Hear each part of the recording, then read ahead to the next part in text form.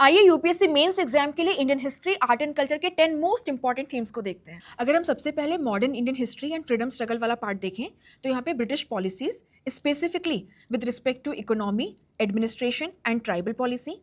Secondly personalities, जितने भी viceroys हैं, इंपॉर्टेंट फ्रीडम स्ट्रगल के लीडर्स हैं, उनका कॉन्ट्रीब्यूशन, उनके पीरियड में इंपॉर्टेंट डेवलपमेंट या उनकी जो आइडियोलॉजी है उसका compare and contrast. Gandhian phase में इंपॉर्टेंट मूवमेंट जैसे कि क्विट इंडिया मूवमेंट एंड जो वेरियस सोशल ग्रुप्स हैं उनका रोल। And fourth, the socio religious reform movement, important leaders and उनका कॉन्ट्रीब्यूशन। आर्ट एंड कल्चर की अगर हम बात करें तो यहाँ पे dynastic art specifically focusing on architecture and literature. इसके अलावा अगर हम बात करें तो bhakti movement, Sufism and philosophy. World history की तरफ अगर हम चलें तो यहाँ पे आपके जो इकोनॉमिक एंड पॉलिटिकल रिवोल्यूशंस हैं जैसे कि industrial, American revolution and the Russian revolution and the world wars, the causes, the intermediate period between the two wars and the consequences.